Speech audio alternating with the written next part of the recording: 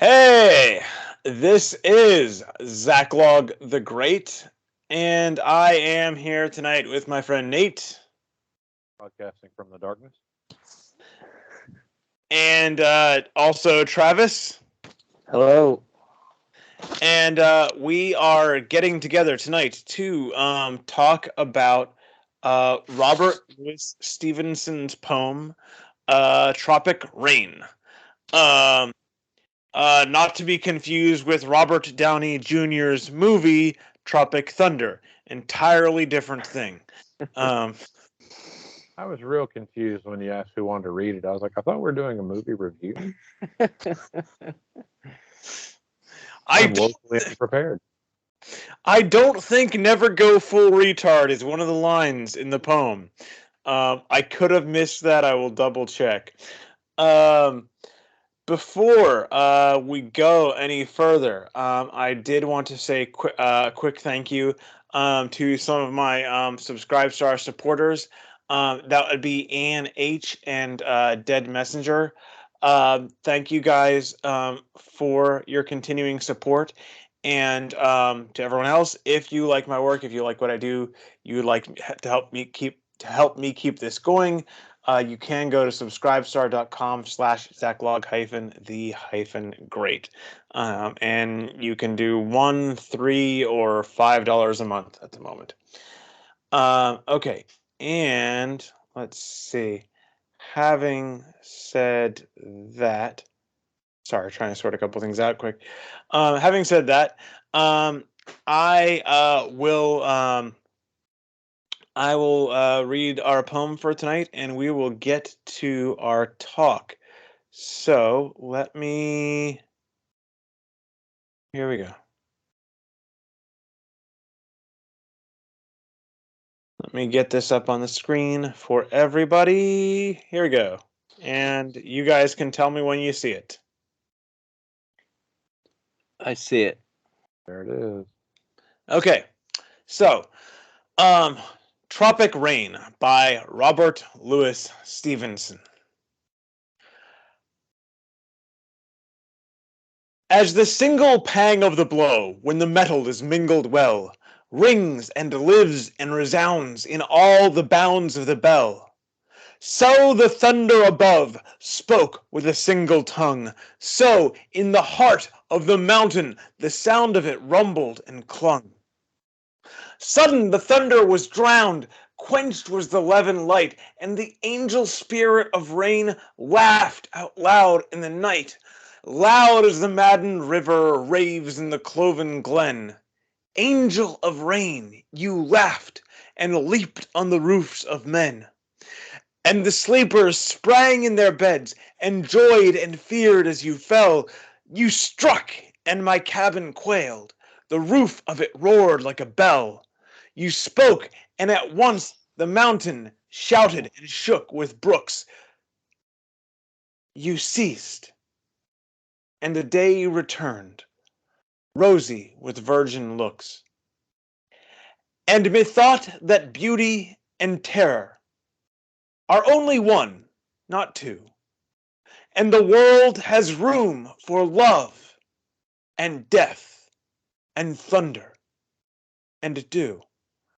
And all the sinews of hell slumber in summer air, and the face of God is a rock, but the face of the rock is fair.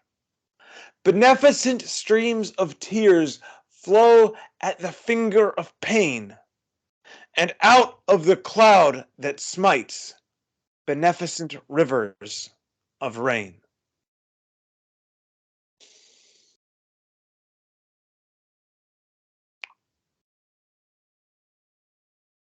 Okay, so, Travis, would you like to kick us off? What are your first thoughts on this poem? So, other than going into great stories, about being in the middle of thunderstorms, which this obviously brings those sorts of things to mind. My thought when I was done with it was actually, I wonder what the poem would be like if you took and made the first stanza the last stanza, and then followed it from there down. Just this, I don't know why my mind came with that. Like it's, it works its way down, and then you get to the meaty stanza. And I'm not a poet, so I don't know these things. But it occurred to me that the last couple that we've read, they've had this pattern of making poetry, and then they get to the meaty stuff in the last stanza, and it just made me. I was just kind of like, you know what? I kind of like to have somebody just give me the meaty stuff right off the bat, and then be flowery about it. Bottom line up front, rain. But I mean, I enjoyed the poem. I think his imagery of rain and storms is quite good. I like the angel spirit of rain. I thought that was clever.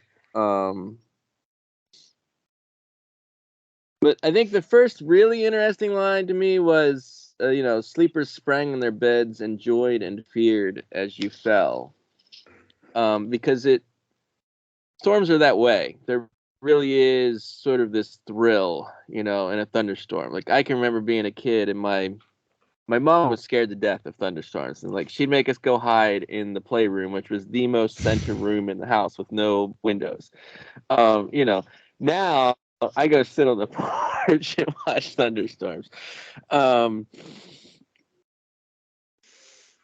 There's a thrill in it, but there's a little bit of terror as well. So I'll open with that, see what you guys have to say. Well, and okay, so in terms of like the way the poem is built and arranged, like it's and why it tends to be that way. I mean, it seems kind of like a pretty simple explanation to me, because it's basically, this is what I saw, this is what I experienced, and then this is what I thought because of it. And like that, I guess you don't have to do it that way, but that seems like a fairly obvious way to do it. Now I could see in like with some themes and like some circumstances, like what's going on in your head, and then you look out in the world and see it reflected in some way. And I can see writing something that way, but that's a kind of different approach to it. Anyway, so Nate, how about you? I have better stories about getting caught in thunderstorms. Actually, I wrote a poem myself about it that I don't want to recite here because I don't want to compete with Robert Louis Stevenson because I get into. But I'd also rather not get into a boxing match with Mike Tyson. Thank you very much. if I can have a gun.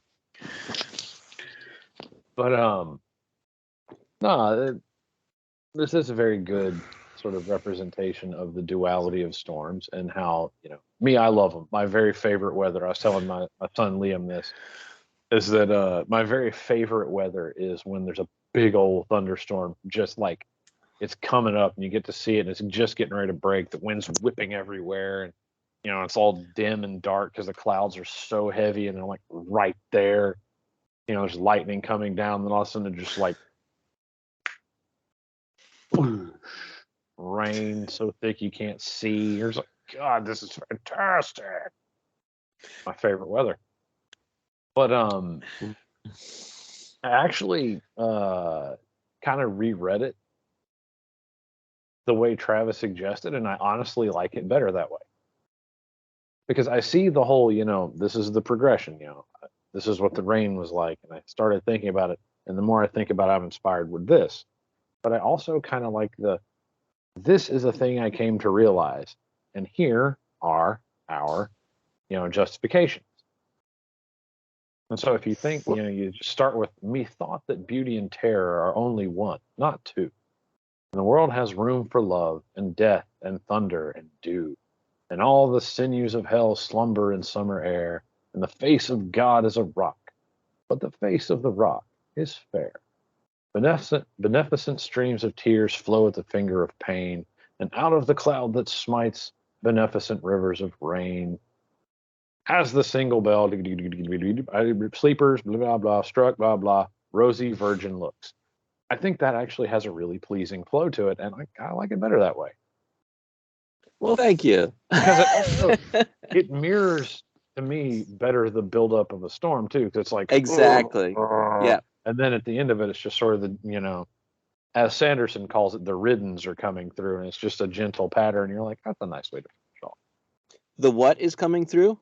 The riddens. It's a thing that he in the Stormlight Archive. It's like they have these big old storms that roll through pretty regularly, and then there's sort of like a gentle rain at the end.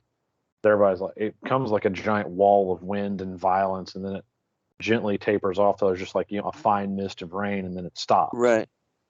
And I'm like, I like that. I like that as being a and term. What's the term for it? Riddens.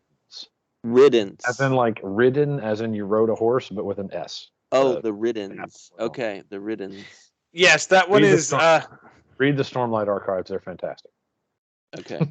Also very large and not... Quite. And it's not done yet. But, I mean, although... I enjoy the whole... the Angel of Rain, because like there's one time there's a couple of particular stories that me and my family were out at a sandbar, and we kind of see some clouds coming. Like, okay, so summer shower, it's whatever. I'm like, it's getting awfully dark though, and then all of a sudden we start hearing like static in just in real life. And we're like, what is this? Kind of looking around, and then around the corner, like we could see, we were sort of in a bend in the river, and you look down, you can see like where it takes a shallow bend, and there's another big bend that goes the other way. And coming across that big bend down there, about a half a mile from us, is a solid gray wall of just rain. We're like, oh crap! And it's like the wind all of a sudden just... and like thunder goes nuts and there's lightning. We're like, wow, okay, that's just a sudden quick break. So I had to throw everything in the trucks and like haul butt out of there. We were never going to make it out of these like dirt trails without getting bogged. So like, I kid you not, we shut the door and drove off the little bench we had the trucks parked on as the rain was like coming up toward us. Like it was like a few yards away. I was like, this is amazing. And there's another time, much more recently, me and my big brother were fishing, and it's getting all swirly and windy, and the clouds are piling up. And I'm here to tell you, it rained harder than I've ever seen it rain for like 30 minutes. Like I thought we were gonna sink the boat. Holy crap! You had the bailing bucket out, and we kind of looked at each other. We looked up and we're like, nothing we can do about this now. So we just kept on fishing. And the rain is just bucketing down. Oh, I love a good rain. Yeah. The angel spirit of rain laughing and dancing and being kind of a trickster and, sort of not entirely beneficial, but mostly and, healing in a sense. I love that. Well, and it's also like, it's a little bit scary. Obviously, the lightning and the thunder, that's, a little disturbing. But even the rain itself is, there's roaring and, it struck the roof of his cabin and his cabin, shook. But at the same time, it's like, I'm kind of partial to eating. And you don't get rain for the farmers, you're not going to get food, and so like there's always two sides of the coin. There's always a double edge, and so that's actually, I think a double edge is not the right metaphor. But anyway, um, there's always like, the positive and the negative that comes with it, and you can't there's a lot of things in life where you're like, well, I like this thing about it, but this thing is kind of frustrating. It would be nice if I could have this part without this part, but that's not how life works. That's not what life is. Um, and also, like he says, the face of God is a rock, but the face of the rock is fair. Like, there's, it's not, the world is not, kind or gentle sometimes, but there is, if you look for it and if you're open to it, there's also a lot of beauty and a lot of wonder out there too. And it's keeping your eyes open for that is an important part of maintaining sanity, and also kind of what good poetry is for. Yeah. Two things for me is that, a roaring doesn't necessarily make me discomfited with something, because I come from a loud people. So, I mean, to me, a dull roar is actually the sound of family. But I remember also one time I'm sitting there, I'm working on this air conditioner, and I'm kind of looking up periodically, and I am literally watching a thunderhead build itself in the sky. It starts off sort of like this low cloud, like I can visibly see it piling up moment by moment. I'm like, that's gonna be really cool when it finally lets go. And turns out I end up not being under it, which kind of made me sad. But it was just awesome to watch it build. So I'm like, there it is. It's like that is the definitional event of summer around here. It's just this big pile of water shows up in the air and then just eventually is going to fall down again. Actually, I didn't think about that until now. It's which if there's nothing else going on, and like if you're at home and like you're sitting on your porch where the wind isn't blowing it all over you, it can actually be really nice to sit there and watch these things. But then, like, if you have to go somewhere, if you're trying to drive, for instance, or if you wanted to get something done outside, it's kind of a pain a lot of the time. Like, or if you're camping. Well, that too. And it occurs to me it's actually kind of the same thing with snow. Where I'm from, like if you're just home and you don't have to be anywhere, or if you're a little kid, snow is really beautiful, and it can even be fun just to sit and watch it come down. But then, like, you're a grown up, you have to go to work, you have to shovel this stuff out of the driveway, and it's kind of annoying, kind of frustrating, kind of a pain. And it's like a lot of things in life, if you have the opportunity to just enjoy the thing in itself, so many things are really nice and really beautiful. But then if you have other things that have to happen, these same things become frustrating and an obstacle, because well, I only have to drive 5 miles down the road, but I can't see 2 feet in front of my hood, so I guess I'm waiting 20 minutes for this rain to pass. And that's actually not it's not all the time, but that's not a super uncommon thing down here. And so it's interesting seeing the same kind of feature between those two.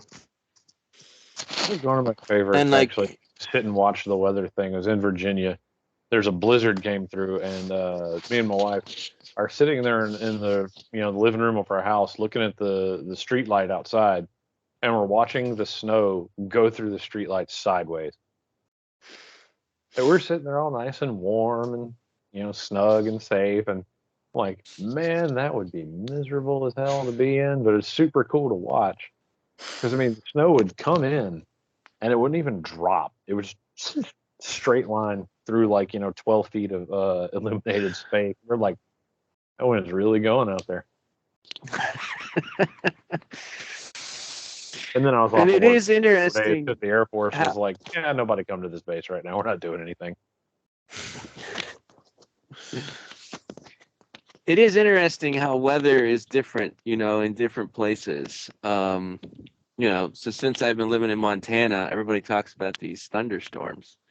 And I'm like, you don't have thunderstorms here. You have lightning and thunder and a little bit of rain. And a lot of times all they really have is thunder and lightning and no rain. But even when it rains, like the rain, there's not enough humidity in the air to have a good Pennsylvania rain, or in Louisiana, I'm sure it's even better. Actually, I have been there for one decent storm in Mississippi. And the place that I found Gulf it Coast to rain be and Atlantic Coast rain is very different. What rain? Gulf Coast and Atlantic Coast rain are very, very different. Okay. I always got mad in Virginia. I was like, it doesn't rain here. People are like, it just rained for a week. I'm like, no, it drizzled for a week. That's not rain. You're right. I'm sorry, but I cut you off like a big jackwag. Please continue. Because it's like it rains in Montana, but it never reaches that ferocity. It never has that roar. It's just never the same thing where it's like, oh yeah, this is rain. Like this is the angel spirit. The angel spirits are only kidding in Montana. But let me tell you, in the high altiplano of Peru, they know what rain is. And it was the wildest thing. I was in this town. And I was climbing during the day. I'd go out, we'd climb during the day, and we come back in the afternoon. Well, between 3:30 and 4 o'clock every afternoon, the skies would just open, and it would just be sheets of rain for like 2-3 hours. Next morning, that rosy virgin, newness that he talked about, it was there. I mean, I've never seen something so timed as far as the heavens just sort of opening up. It was wild. It was really wild.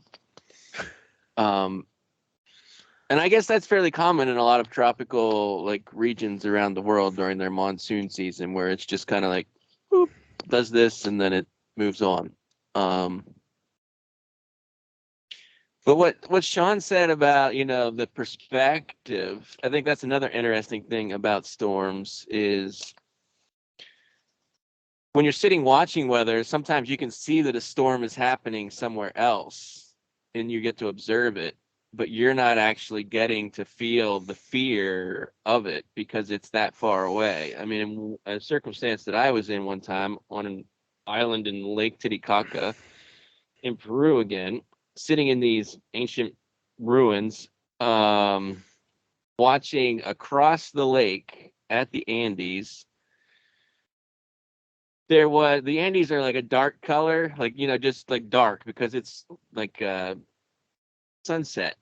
And because of the sunset above these mountains, it is blood red between them and these super dark clouds.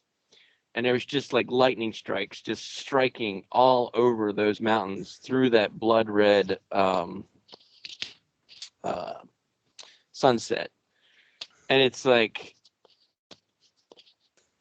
I was sitting there and it was perfect weather and completely comfortable. And it was the most gorgeous thing I've ever seen. But someone sitting in those mountains, that because they thought they wanted to get to the top of them, one of them that day, was probably scared out of their mind. Dude, that had to look like the end of the world going over there. Yeah. Oh, God, that sounds gorgeous.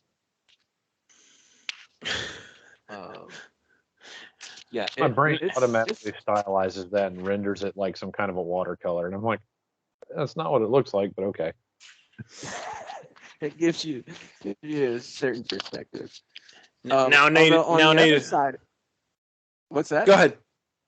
On the other side of that perspective equation, when I left on my trip in Argentina on my motorcycle, my first night I camped and I could see lightning off in the distance. And you're never supposed to camp in an arroyo or whatever. Well, I didn't have any good place that wasn't. It wasn't like I wasn't in the arroyo, but there were arroyos like everywhere around me. So I found the best high spot I could and looked at the dead tree further up and said, if the rain comes, that's where I'll go. And just sort of that fear of, because it seemed like it was too far away, and like what I knew of the region, like I didn't think there'd be like rainstorm, but clearly rainstorms had come through there. So there was evidence that I should have some fear and respect for this sort of thing. But I didn't know. And plus, I mean, the whole, like, I was sick for one thing. It was like all this combination of things, and the fear just got bigger, and so finally I'm like, you know what? Yep, I'm going to go to sleep. That tree's there if I need it.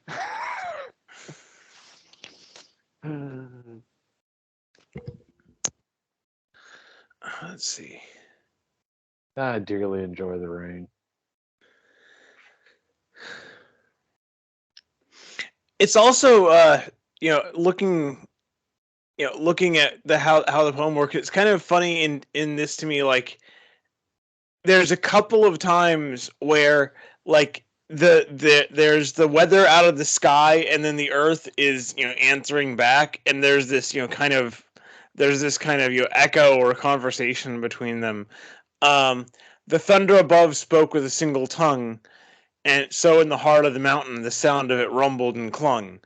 And then the rain spoke, and at once the mountain shouted. And it's like that. There's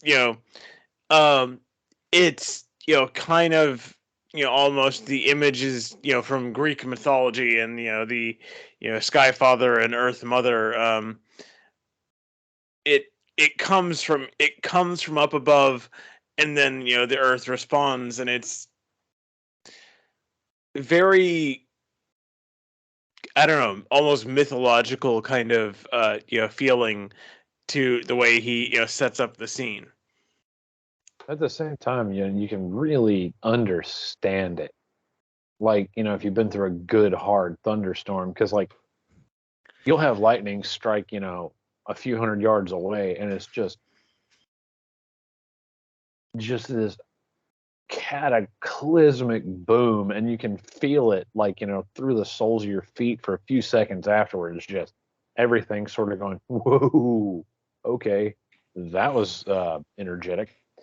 And you're just like, the power involved in it, just to rend the air that way and just fling it away from itself with that kind of violence. You're just like, I understand the pagans a little better now, because got to admit there's a very deep majesty in this.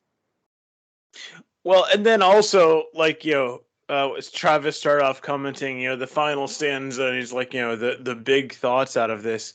And, beauty and terror are only one, not two. And it's like,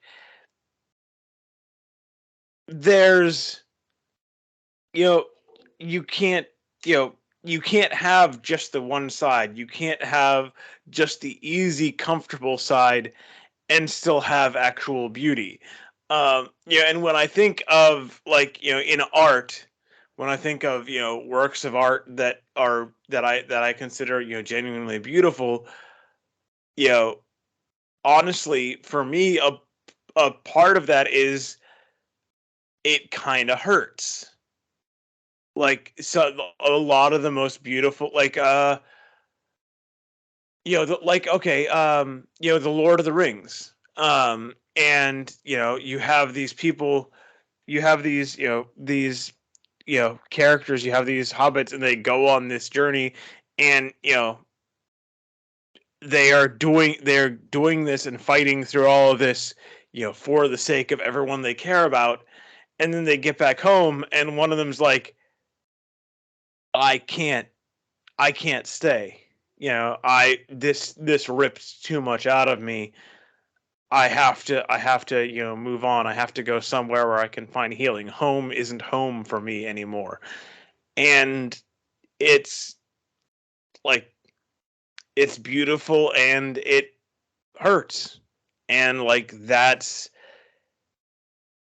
you know, you can't have well, actually, yeah, that's a okay, you know, to relate it to, you know, kind of one of my videos, um like to care, I did one called Against Invulnerability.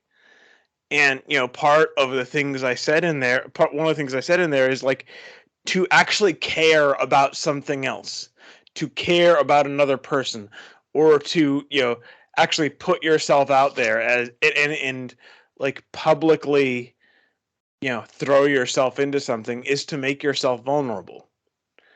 Um, you, you know, if you have kids, you know, you hopefully, you know, love them and care about them more than anyone else, you know, you will ever meet. And in doing so, you become intensely vulnerable.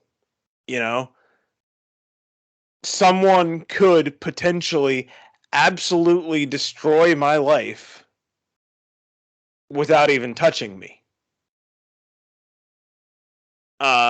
And you know, you do what you can, but at the same time, there are limits to, you know, to how and, you know, to what degree you can protect them. And you know, that's, you know, beauty and terror are only one, not two.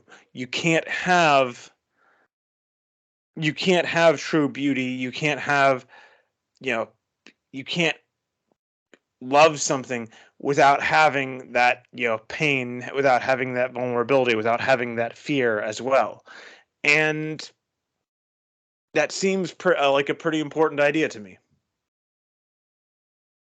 Well, it's the experiential version of hunger is the best sauce. If you know you're absolutely safe, then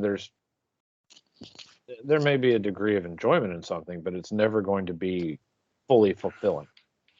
You know, I can win a million wrestling matches, but if I'm only beating up 4-year-olds, then you know I'm never going to actually be happy with it.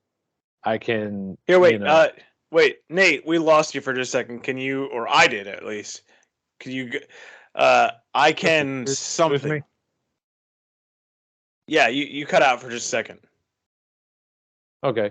Well, what I was saying is, you know, like victory without challenge. You know, I could win a million wrestling matches, but if all I'm fighting is 4-year-olds, what's the fun in that? You know, I can. I mean, unless you have a truly twisted sense of humor. Well, I mean, in the end, if you're not a well-adjusted person, I guess my usual speeches aren't for you. Uh, but you know, I mean, I said there's all these things you can do, but if there's no chance of failing or being hurt or, you know, of the bet not paying off, where's the salt? You know, like that it's it's experiential oatmeal. You're just like, okay, this is a thing. I guess I can get by on it, but it's not good. it's actually, you know, to take a truly Um, trivial example. Like I don't understand people who play who play video games like with just cheat codes like almost all the time.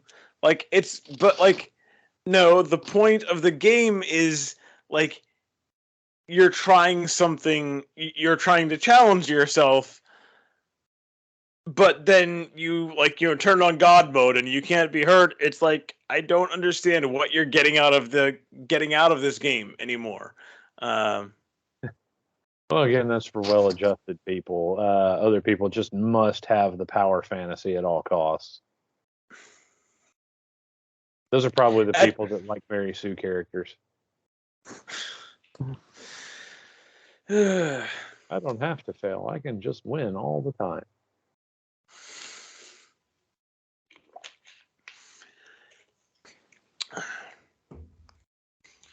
So the Travis, how about you? Go ahead. Yeah, so like beauty and terror and like what you were saying about, carrying the two, like I think weather in general, what do people complain about probably more than anything else? It's the weather. And they complain about it a lot. I'll put it that way. And they complain about it everywhere I've ever been. Well, it's the one of like everyday experiences in most people's lives.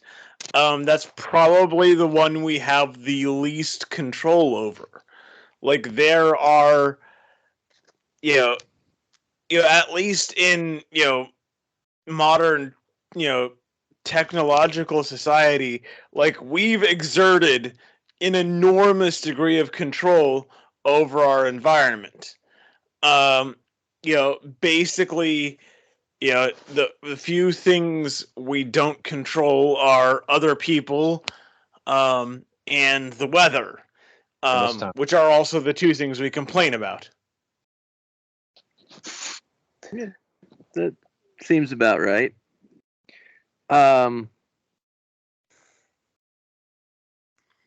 Enjoy the universality of that.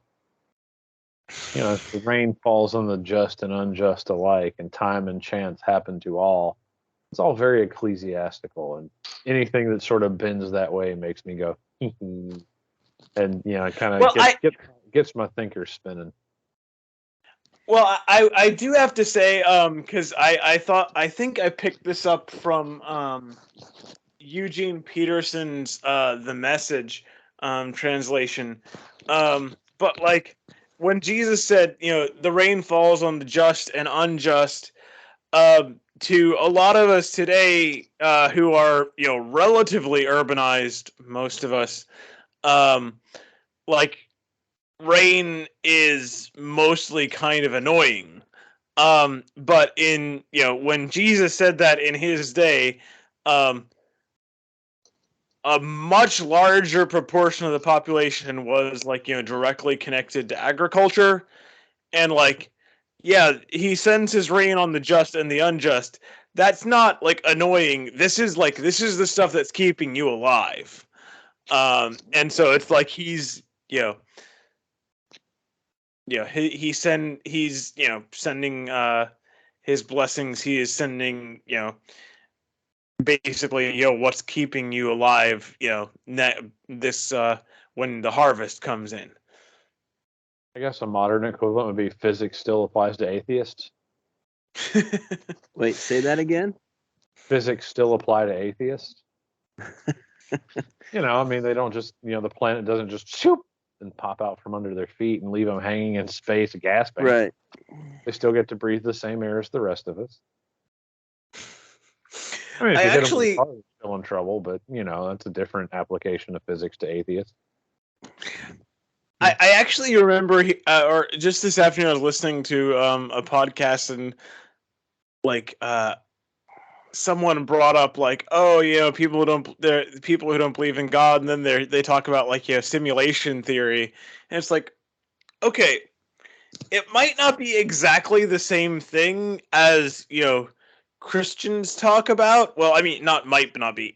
That's not exactly the same thing that Christians talk about. But like, if your idea is that we are living inside of a sophisticated computer simulation, like what term could you practically use to describe the people who wrote and run that simulation?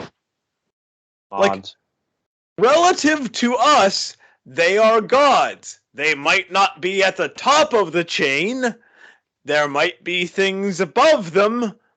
But relative to us, they are gods. Like calling yourself an atheist and then saying, oh, yeah, there's, I think we might be in some kind of computer simulation. It's like, no, you just found a complicated way to describe God. Like or God gods. You think religion is stupid? I think that sucking up to the mods is a great way to go in that situation. What are you talking about?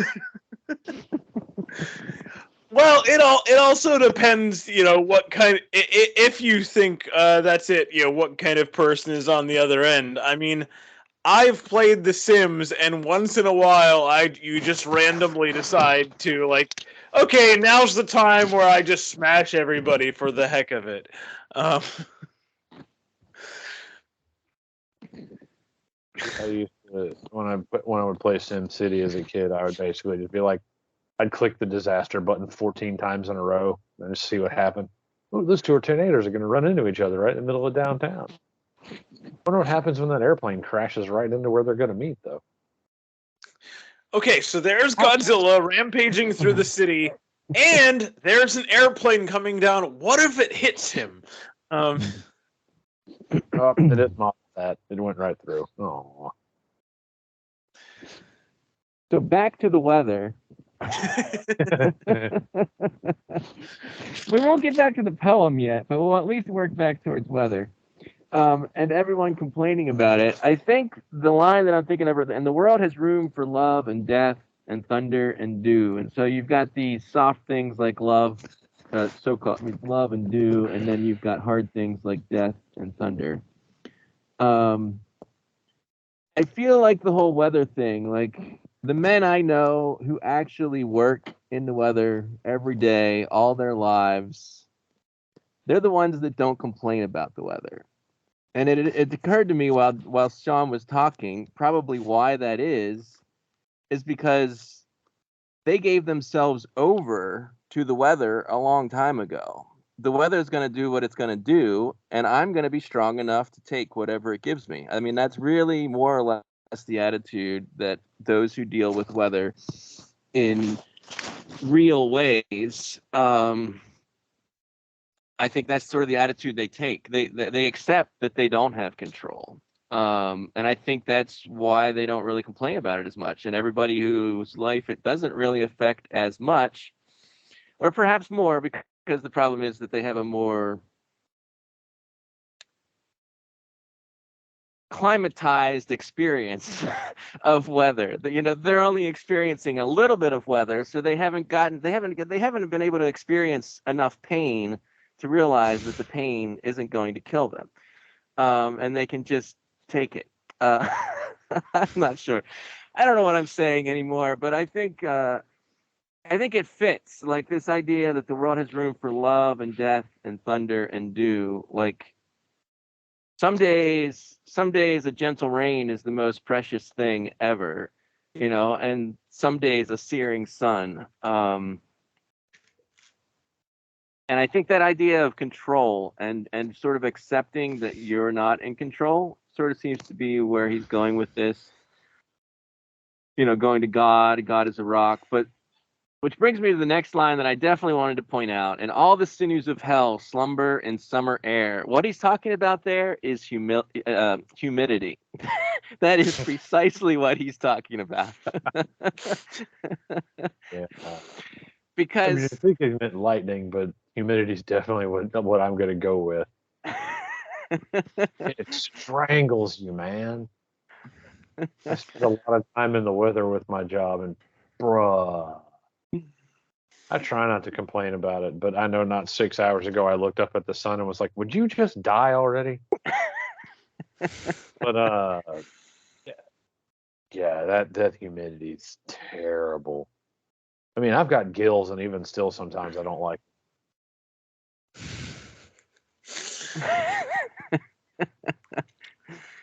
Yeah, and that's the way it goes. Yeah, you don't always like it. I guess one of the things that you'll learn when you're dealing with the weather and kind of the way it goes is that while you're sitting there, sweat dripping off your elbows, this is damned unpleasant. But give it another double handful of weeks, and I'm probably going to be cold and wishing I was hot again. So ultimately, you get your wish, and you really wish you didn't. I wish it would be colder. Okay. It gets really cold, and you're like, I wish it would warm up. Okay. And it's the only wish that's ever granted it, and it's always an asshole genie. It's only a what? And an asshole genie. He The grants one your that wish, takes but your exact words and finds a way to make you regret asking. Gotcha. Well, and it also reminds me a little bit of C.S. Lewis's novel Paralandra. And one of the things he talks about in there is just learning to to take hold of and enjoy the thing that comes to you as it comes to you, and then let it go and take the next thing, like not insisting on having yesterday's experience again today. And it's and if you can learn to grow into that kind of attitude,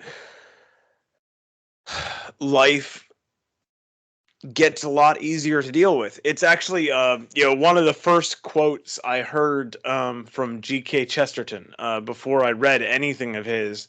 I heard this one quote. It's and then I ended up looking him up, and I'm like, wow, this is fantastic. Why did no one ever tell me about this guy? But he said, an adventure is only an inconvenience, rightly considered. An inconvenience is only an adventure, wrongly considered. And this thing that is in your way, that's annoying, if it's not actually harming you, then what what what attitude you take to it is all a matter of perspective. And if you look and you can look at the same thing and you could say, this is so frustrating. Why is this in my way? Why is this my problem? I just want to blank. Whatever your end goal is. Or you can look at that same thing and say, okay, I'm having an adventure. What's coming next? And the perspective you choose to take, I mean, that doesn't change everything, but it can make an enormous difference. It can make an enormous difference to you, and can make an enormous difference to everyone around you who has to put up with you as well. And so, I don't think that was a main point of Stevenson's poem, but I think there's a little bit of that in here too. well, I think it goes right into that line, and I really do like this line. You ceased, and the day returned rosy with virgin looks. Mm-hmm. Virgin looks are there to inspire you, and it makes a promise that there's something good if you can, seize it. But it's shy. It's promising, but shy. It requires pursuit, and you have to, you have to, for, lack of better terms, you have to conquer it. But each day gives you that, and it's kind of like, there's a very, scintillating promise with every day. But are you going to put in the effort to actually go out there and claim it? And so that I really appreciate that. I think, like I said, that would be a much better ending line. Sorry, Steve. Well, now that you know that he isn't the perfect poet, maybe you want to share your poem. I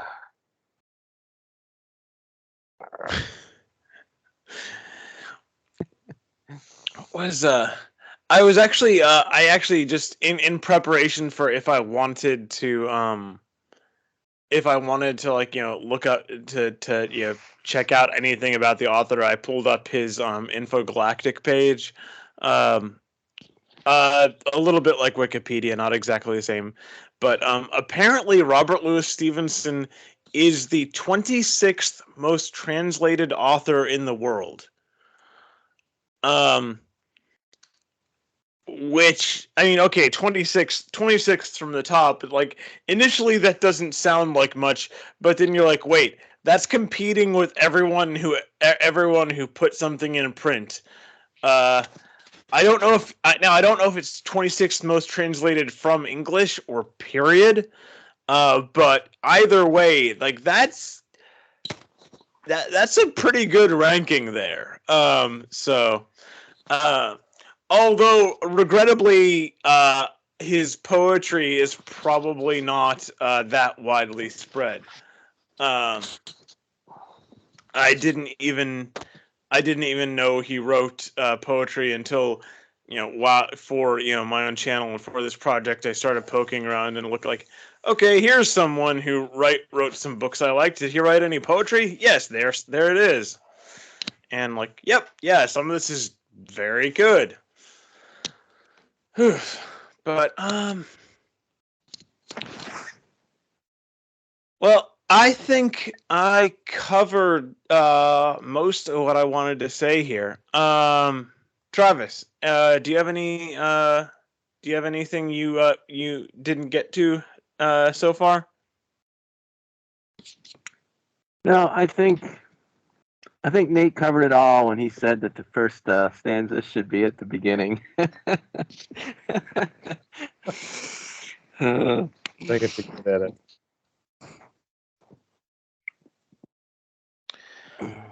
And Nate, how about you? Any last thoughts on Stevenson tonight? No, I think I've said all I want to say about Stevenson. Travis, in honor of your, memory of the storm over Lake Titicaca, I will share with you my own poetry. This is the first time It's been spoken on the internet, so to the world, I'm sorry. Don't have a title for it. It just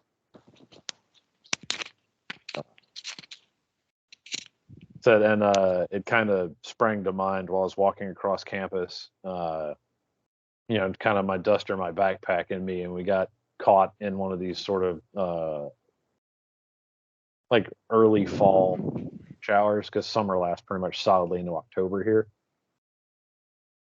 And so I'm seeing everybody act like, oh gosh, this is the wrath of God coming down. But I was like, this is actually damn pleasant because it's been like 90 degrees today. And so this is what I got out of it. Oh God, I'm gonna die of embarrassment before I make it. There's a heaven's water falling down meets the earth with sifting sound. I see their faces all around as they flee the touch over puddling ground. And the smile on my face must them astound as I walk through the open, though cover abounds. Thank you for sharing that. Okay. And that's embarrassing. All right. Don't like that. Don't do it. It's normal. Well, it's like I said, caring about something, putting yourself out there, that makes you vulnerable. And I think it's a worthwhile risk. Okay. Well, then thank you, Nate. Thank you, Travis, for joining us tonight. And God be with you. Also with you.